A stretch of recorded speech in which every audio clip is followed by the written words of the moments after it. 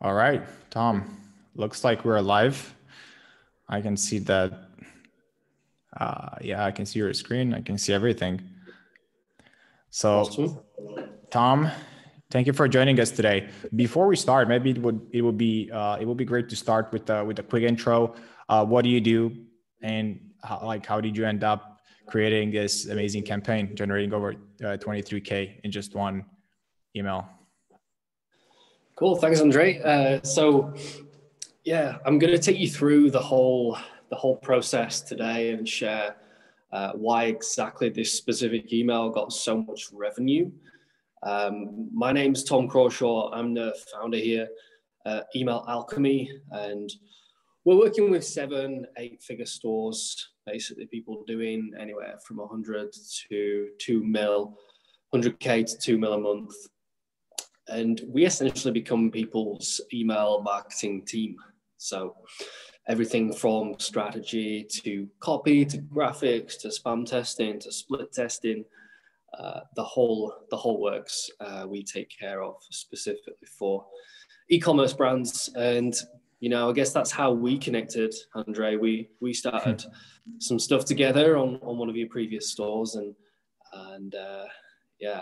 I've actually started using Cartloop for a handful of my clients as well. So it's kind of widened our approach because we've just been purely email, and we understand, Klaviyo is branching out into SMS as well. So, we understand that multi-channel approach is useful. And from the conversations we've had about Cartloop, it's a really effective solution that we found. So kind of works hand in hand with what we do.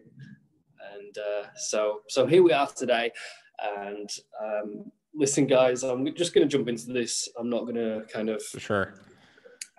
I'm not going to linger too much on this, right? Let's get into the action. Yeah. Cool. So as you can see on my screen, guys, we're going to go into the anatomy of a winning email campaign. We generated 23,037 books just from one email of a list of 20,000 customers. So that's over $1 per customer.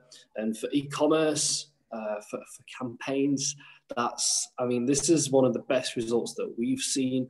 So caveat, these results are not typical. You're not going to get this every single email that you send to your list, but it is possible. And, this was just one email of a campaign, of a series of emails in one campaign that did about $40,000 US. And so I'm just going to share you this one email. There's no point in going through all of them. There's a few things that I wanted to share with you, the reasons why. So before we've spoken about me, these are just, photos just to make you think that I'm some super duper, guru expert. But but this is just, masterminds, meeting cool people, all that good stuff. Just threw that in there. Everyone loves to do that. But we're not going to linger on that. I really wanted to just share with you guys some real actionable content, So here's what we're going to cover. There's 4 real points that I'm going to dive into. I've got screenshots, I've got examples, and then I'm going to go through, I guess, the summary for each one of these. So there is one key mechanism that pretty much guaranteed this kind of massive ROI that I've just shared with you on that first slide. The second part we're going to go through is how to segment your list to find hyper-engaged buyers. There is a process to this. And again, this is also one of the key pieces to why this campaign works so well. I'm also going to show and go through the design and the structure of this specific email campaign, but I'm going to give you some other ideas as well, because, one particular structure and design template it's not going to work for everybody, and there's various different approaches that you can take. And then number 4, we're going to get into subject lines. This email got close to 40% open rates. I'm just going to give you some pointers here on just what to pay attention to when you're writing your subject lines, and also your preview text. Okay, so these two things work hand in hand, and we're going to get into that in just a moment. Cool. Awesome. And if there's anyone on and you have some questions at the end, I'm more than happy to open up for a Q&A. So here is the screenshot. We use Klaviyo, if anyone's curious. We use Klaviyo across the board for all of our clients. So the screenshots you're going to see are basically screenshots of Klaviyo. So, I mean, we're in full screen. Can we still see my screen? Yeah, Andrei? Yeah, I can see it. Yeah. Okay, I've gone full screen. It's better now. Yeah. Yeah, I pushed the boat out. And so what we can see here, this is these are the stats of this email here. So 36.9% opens, 14.8% click-through rate, and as you can see, the revenue over 23K. All the other metrics like unsubscribes are super low. Spam complaints super low as well. We don't expect big numbers from those, specifically for this brand. This brand services the parents market with a kids specific toy or solution. We're going to get into that in just a moment anyway. So you can see here, total recipients was 20,000, and this was sent back in June, and it was sent to a list of purchasers, of customers, and you can see here, total opens was actually 15,899, which means that people open this email more than twice each, right? Which is crazy. And also the total clicks, people clicked on this email again, nearly twice each. So don't know why they were doing that, but obviously they saw it, clicked it, and maybe they went back and they clicked, that button that tells you that it's still been unopened, right? They might have gone back to it, so they could come back and make the purchase. Because what we found is that this revenue didn't come in until like several days after the email went out. So you can see there that we sent this out at 4 p.m. local time. Not sure what time this account actually is in, so I can't tell you the exact time zone here, but this was sent around 4 p.m. And you can see here 4 a.m. and 8 a.m. the next day, where there was a big peak, and continues through there for another 12 hours. So we split tested. We did an A/B test of subject line for this particular email. What we can do with Klaviyo is we can send to 20% of the list. So what Klaviyo will do, it will send both these variations to 20% of your list. And then based on that 20%, it's going to send, it's going to decide which is the winner, and then it's going to send the top performing email to the rest of your list. So to the other 80%. So we can see here, we had two different subject lines, the same preview text, because we don't want to change too many things, right? And we're going to get into this in the subject line portion of today's mini presentation, if you want to call it that. But basically what we've got here is we've got a new, so that's one of the keys to a good subject line, is that people respond to new stuff, right? And we've got a limited pre-order release. And you can see here the metrics, the 37.7 opens, 15.1% clicks, and the revenue here, we generated most of the revenue, 464 sales. So here is the email, right? And so there's a few things to point out here. First of all, the images, they've not populated because these were on pre-order. They're now actually fully available for this client. So don't worry about that. The images were there when we sent this out. And so this brand, they sell kids pop-up playpens. and they have a inflatable mattress that goes in the playpen, right? So what do you think would be a really amazing upsell to people who've already bought this pop-up playpen, the Pop and Go? And if they've already bought the inflatable mattress, well, it would be a mattress cover, right?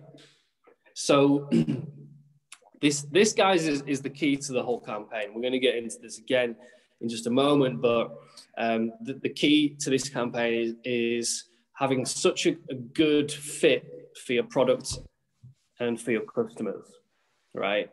If someone's bought an inflatable mattress, what's the chances that they're going to buy a mattress cover, right?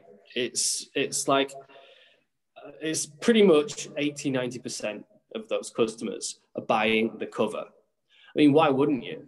You know, your kid's going to be in there, you know, it's going to get messed up at some point. So people aren't just going to buy one, they're going to buy more than one.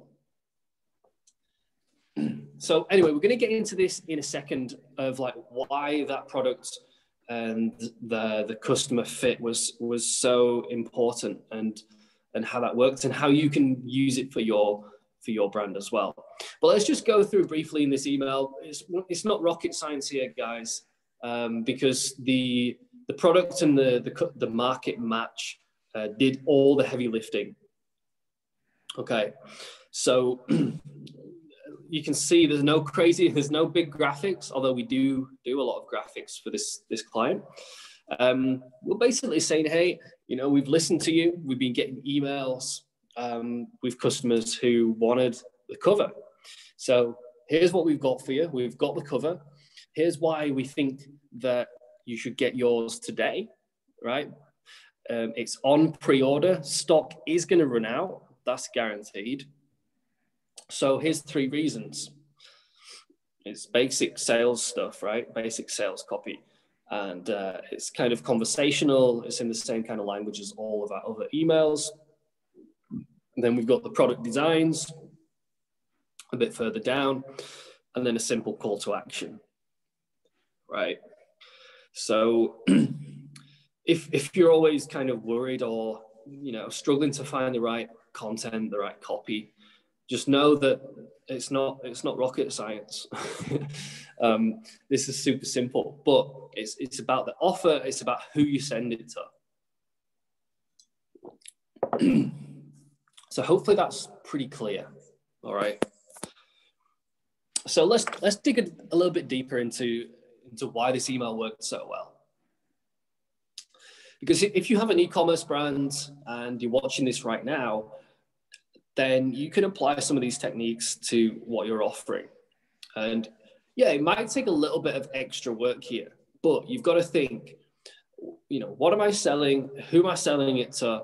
And what is that one thing, or what is that, you know, handful of products that you could add to your product range that complement what you're already selling?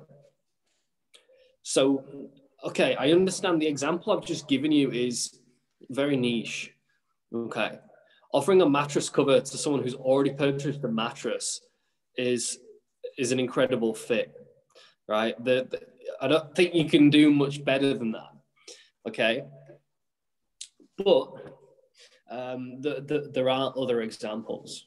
Okay. If someone buys a particular set of jewelry from you, they buy the earrings in this particular color or particular design. If you upsell them the bracelet or the necklace, or the bracelet and the necklace as a bundle, then what chance do you think you have of getting a sale from the customer who's already bought the earrings? Okay, this is the line of thinking that we're going down. So if you have a product, think about what can you offer that's complementary. Okay, this brand that I introduced you guys to, their main product was the Pop and Go, but they realized that in order for that to be comfy, there needs to be some kind of mattress in it. So they introduced the mattress, and then they realized that actually the mattress needs a cover, So we need to bring on a cover. And then people are going to buy not just one, but more than one covers, right? So they need a handful of designs. So see how you can take that logic, that thinking, and apply that to your store. And this is really where you should be spending your time in regards to product development. How can you develop something that is complementary? You already have a list of customers. So how can you offer something to that list of customers that they're going to say yes to, that's going to add value to their life?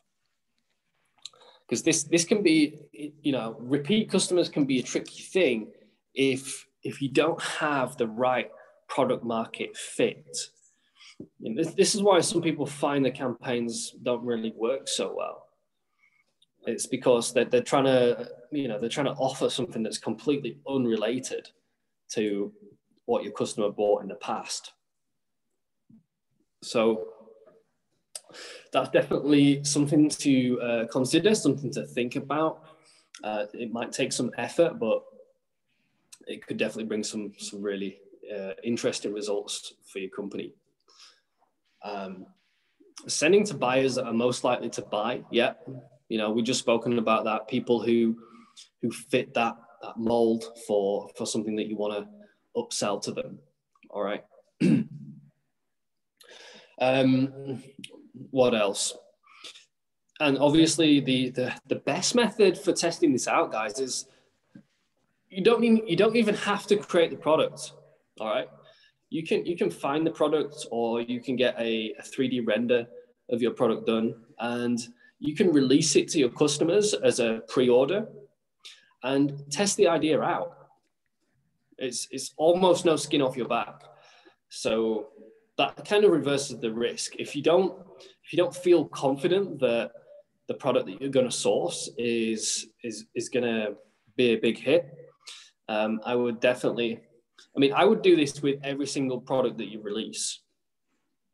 Do a pre-sale, test the idea, and if you get enough traction, then that's going to fund your manufacturing, and boom, you can bring that product into your range. Got a question here. Have you tested with some of your brands this idea, or is it like a common approach to test new products through campaigns? Because I guess you're doing the testing through campaigns. Yeah, we generally test new ideas with campaigns. Yeah, because what you can do is you can segment out the high value VIP customers, and those are the ones that are going to give you the best feedback. All right. So yeah, pre-ordering it's like the Kickstarter model, right? Get your, and the cool thing is you already have an audience. So try out a new product, get it in front of your audience, see what the uptake is like, see what the interest in that product is like. And if it bombs and not many people are interested, then you can refund everybody their money, or perhaps you can just take a pre-order from the sense that they just give you their name and email. It's pretty clever. That's a pretty clever idea. Yeah, but in this case, guys, they actually took the sale because they knew they were gonna manufacture this product, because it's a no-brainer, right? So they had a few of these products planned, and to build the hype, and to build that interest, the pre-orders are really, really useful. And you've seen the hype around Kickstarter projects, right? People just really cannot wait to get their hands on this product that's not even kind of been released yet, and they feel like that they're part of an exclusive group, and that's just part of the whole marketing groupthink kind of angle. We're not going to dive too deep into psychology, but that's just kind of one of the things that makes pre-sales so useful. Cool. I'm going to move on. We've got key number 2 on how to segment your list to find the hyper engaged buyers. Now, there isn't a one-size-fits-all formula here. There is many different approaches that you can take. Let me just scroll back. You can see here, we just sent this, this email to people who purchased the mattresses, but haven't purchased the covers. Not that many people have, but they were running the pre-sales on their website at this point. So it was a super easy segment. We didn't even put a time limit on it. We were just like, we want to get this out to everybody who's ever purchased a mattress, because they've already purchased the pop and go. They purchased the mattress, and the chances of them buying the mattress cover is super, super high. So best thing to do here, guys, is send your upsell to customers who've already spent in that top 20% or have bought the product that matches the upsell. So the priority here would be to match the product with somebody who has already bought a similar product, right? That's the best thing that you can do. But failing that, you know, you can go for the high value customers. You can go for customers who've made more than two or more orders. Then we can get a bit more granular if you want. Depends on the size of your list. It depends on the responsiveness of your list as well. But we can narrow that down to customers in the last 90 days, for example. We can exclude anybody that wouldn't be a good fit. For example, anybody who's already purchased the upsell. For example, if you've got it on your website and you're running traffic to your website, there might be people who've already bought the pre-sale products. So we're getting a bit mixed up here with pre-sell and upsell, but in this presentation, they're both basically the same thing. The upsell is going to be offered as a pre-sell. Okay, so if that's confusing anyone, I just wanted to clarify that. And then we can also narrow down by highly engaged people. So we can add this in as well. So anyone who's bought a similar product, has ordered in the last 90 days, who hasn't already purchased the upsell, and has opened or clicked in the last 30 days. That's going to be a very, very highly engaged segment. It's probably going to be pretty small. So you can adjust and tweak as you want.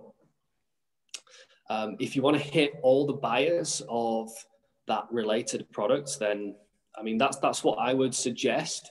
But again, it depends on your own use case. It depends on the quality of your list and how old your list is. And, you know, if you're gonna send out that email to everybody who's ever purchased these fancy earrings, for example, and your store's been running for like 5 years, then perhaps that's probably not a great idea, especially if you're not really cleaning your list very often.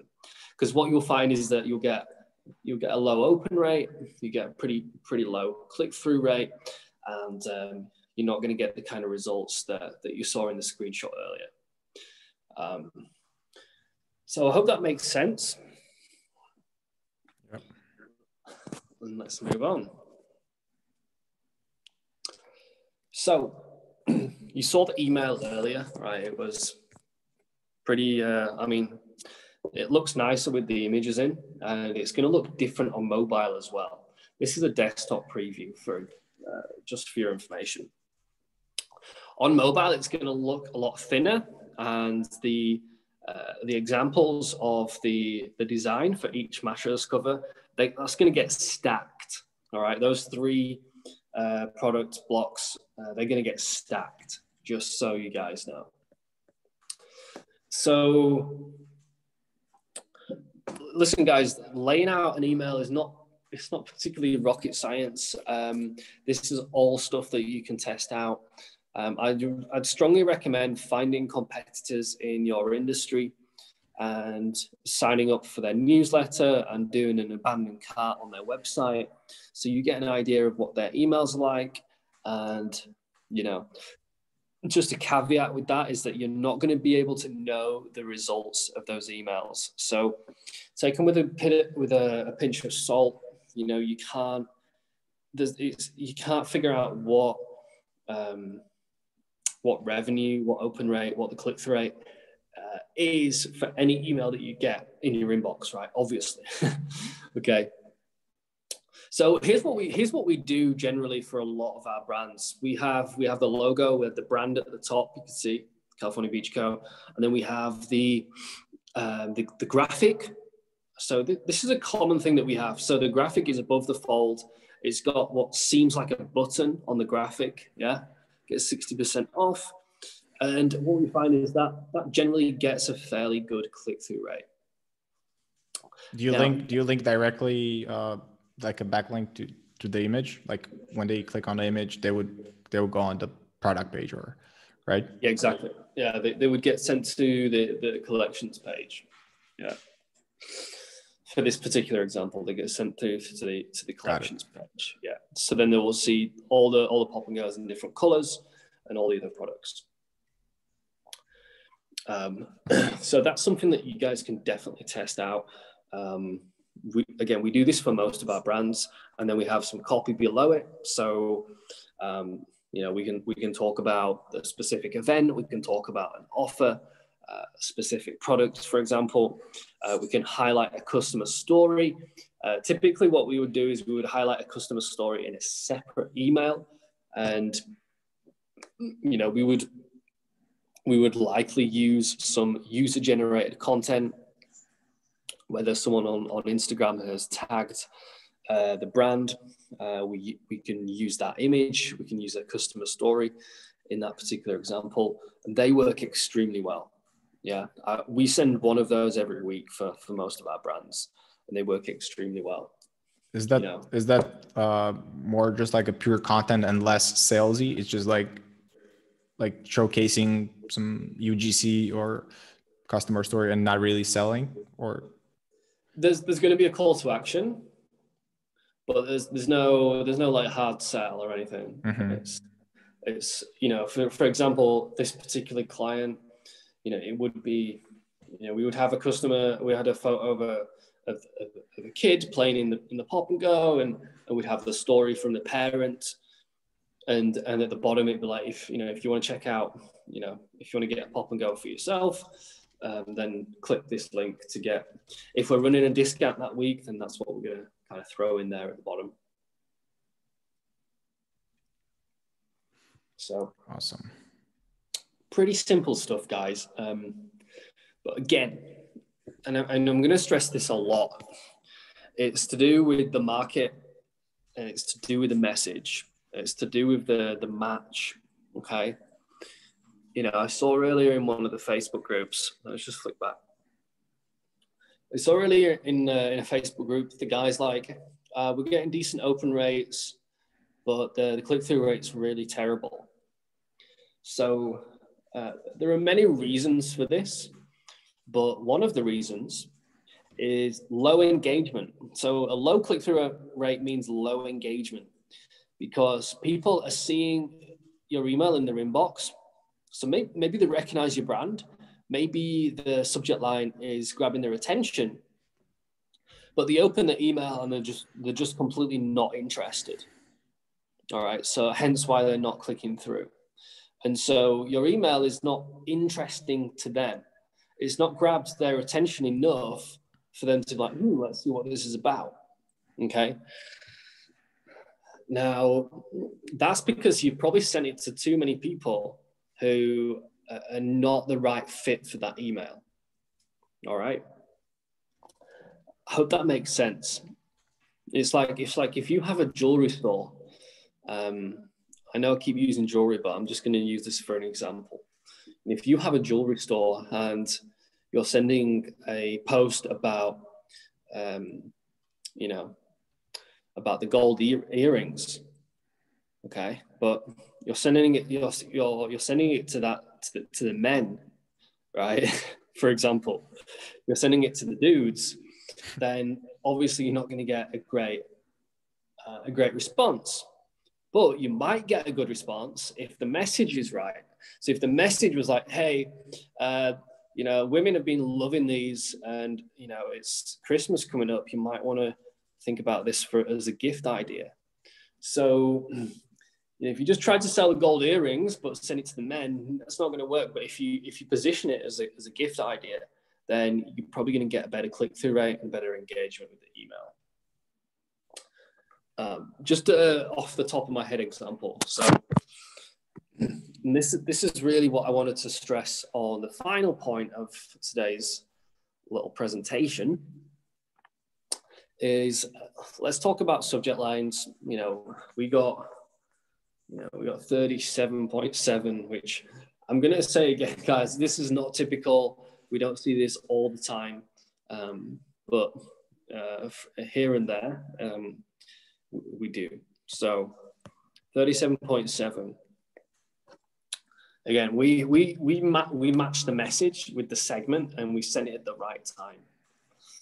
Okay, and that's what's going to get you a good open rate. It's not always about the subject line and the preview text. You know, we've found that, you know, it doesn't matter how much you optimize and test. If you're sending the email to, for example, to everybody on your list, then it doesn't matter if you're using the best performing subject line of the last 90 days. If it's got 25% open rates, you send that to all your list, I can pretty much guarantee you're not going to get 25% open rate on your entire list. Okay, and that's not got anything to do with your subject line. It's got everything to do with who you're sending it to. All right. So we can hack the subject line. We can, you know, use some ninja copy or whatever fancy like marketing terms you want to use. But the real important thing here is who you're sending it to, right? And what is the message? And if you can work on that, if you can have that in mind when you're putting your campaigns together, then you're going to be putting yourself in a much better position to not only get a good open rate, but also get a good click-through rate. Because really the goal of your campaign is to get the click for the most part, right? You want to get someone to click through to your blog post. You want to get someone to click through to your product page. And you want them to take some kind of action. Okay. And okay, yeah, it starts with the open. Okay. But, you know, is it gonna end there? Right. That's really what you've got to consider. So there's a few different angles you can use, and specifically, like I mentioned earlier, the new angle works quite well. I mean, you can't use it all the time, but if you have something new, and in this case, you know, the theme of today's presentation is about finding a new product that you can upsell to specific groups of customers, and you can do that through a pre-sale, okay? And so to do that, you could use the new angle. That's going to work really well. And we can throw in the limited availability, pre-order now. These things are going to ramp up the urgency. So I would definitely suggest trying those out. But if you're going to use this strategy, if you're trying to use something else, then, you know, again, I wouldn't use the new angle so much. And there is another style of subject lines that you can use. And again, I'd use these sparingly, because if you take the piss, then you could shoot yourself in the foot. And this is a transactional subject line. So the reason why this is useful is ISPs like Gmail, Outlook, they're looking out for the promo emails. Yeah, they have really good AI, if you didn't know. And they're using it now. People seem to think like AI is just this, like, they see the videos, the TED Talks and things, but it's not actually happening. It's happening everywhere all the time. And especially with Google. So they know, they're scanning the emails, they're scanning the copy, they're scanning the images, the links, your subject lines, the preview text, your domain, where did it come from, your domain, your sender score, all this stuff is getting thrown into the mix, right? So transactional subject line is something that could be like about your previous order, okay? And if it was a plain text email and there was no like hardcore sales language in there, then it's likely that you're going to evade the ISPs and you're actually going to get delivered into their inbox, okay? It's not easy to get into your customer's inbox because generally, you know, the email that we sent for this particular client, it was a promotion, and the chances of that going into promotion folders is pretty high, okay? People do check their promotions folders, okay? That's how we've got such a huge open rate. But I can't confirm or deny what sort of percent we got an inbox for this email. You can use tools like, what's the one that we use? It's evading my brain right now. It will come to me, but I'm just going to keep talking. The one for checking the domain deliverability. We do spam testing. Yeah. There's Litmus, which is pretty good. And there is something else that's just slipping my mind right now. But what you can do is you can do a test, and it'll tell you roughly what percent you're going to hit the inbox, what percent you're going to go into promotional folder, and what percent of your emails are going to go into spam. We use the software called Glock apps. Glock as in the gun. Apps, you know. Glock apps. So Glock apps is what we use, and you know, you've got to take their results with a pinch of salt because we have this thing called a user and a sender reputation. So if for example, I'm selling, you know, I'm selling digital battery packs, right? Rechargeable battery packs, and you're opening my emails, Andrei, and you're opening every email that I send you, right? The chances of my email going into your inbox is pretty high because we have that relationship. So you're going to have that relationship with a certain percentage of your audience. So it doesn't matter what the spam software says, you're going to go into the inbox of those people. So there's that also to consider, and that's what I would that's why I would take those results with a pinch of salt. But that's really all I've got for today. Hopefully I've clearly been able to explain to you what we've done here, why we've done it, why it was effective in this particular example, and how you can model this kind of strategy for yourself. Yeah, absolutely. I think it's a pretty cool angle. How often do you think that a brand should use this? Because I assume, you know, you don't want to use it every week or, you know, every other week. It has to be like once a month. It would be like a good frequency, or yeah. I mean, we use something like this for a jewelry brand we used to work with, and obviously they were bringing on new products pretty much every week. So it was like twice a month, something like that, where we were doing a product launch, like a pre-sale. And so we were doing the pre-sales at full price as well. Just remember.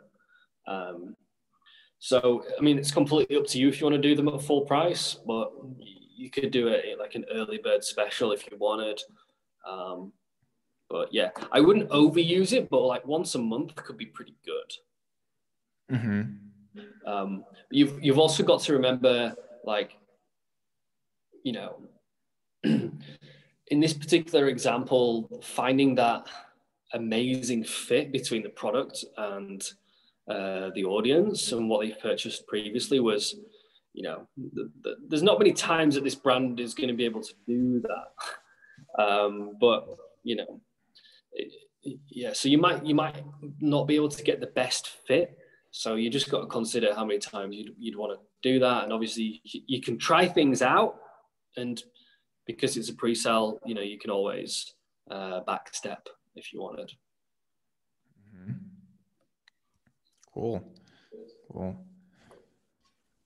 Do you feel like having those subject lines without any, because I think you mentioned somewhere that not having any kind of emojis help with, you know, like getting across the spam, like the ISPs, or it's also related to like the actual HTML content, like the email content. You can use emojis, yeah. Again, this is something to test out. Mm-hmm. You know, if you're going to send a promotional email, then, you know, by all means, use the, you know, your curiosity subject lines, use your emojis, put the product name in there, put the personalization of the customer in there. You know, go for it. But it is a promotional email, and it's probably going to go into the promotional folder. I'm not saying that that's a particularly bad thing, but you know, like I said earlier, there is a subsection of customers where that email is going to go into their inbox anyway due to the previous relationship that they've got with you. Mm-hmm. Got it. So yeah, so it's all about the history anyways. There's no silver bullet like overnight, I don't know, like getting amazing deliverability overnight. Not quite, no. I mean, you can use the transactional subject lines sparingly, and they can be really effective because they get a really high open rate for the most part because they get delivered to the inbox. So, I mean, we've used things like message from founder or personal message for Tom or whatever your name is, Mm-hmm. and you know, don't go wild with those, but you know, we've seen amazing results, like especially over Black Friday. Like if you send an email on Thanksgiving, you know, personal message from founder or personal message for Andrei, then that people are going to open that. So it's what you've got inside that's going to make it's going to be important. Got it. So just use these like just to spice things up, but don't overuse them because people are going to notice it, and I guess it's just going to hurt the long-term email game. Yeah. Awesome. Exactly. Awesome. Cool. So what's the best place for people to connect with you if they want to reach out with questions, or if they're interested in what you guys are doing at Email Alchemy? Yeah. So this is our website, emailalchemy.co, not .com. Not missing an M here. You can go to our website. We've got client case studies on there, exactly the work that we do. There is a contact form as well. If you do want to connect and you're on Facebook, then you'll probably see my profile in the Facebook group. It's just Tom Crawshaw. And if you want to ask me a question on Facebook, I'm more than happy to help you guys out. But yeah, the website has kind of everything that we do on there. And if you want to reach out, that's also an avenue for you.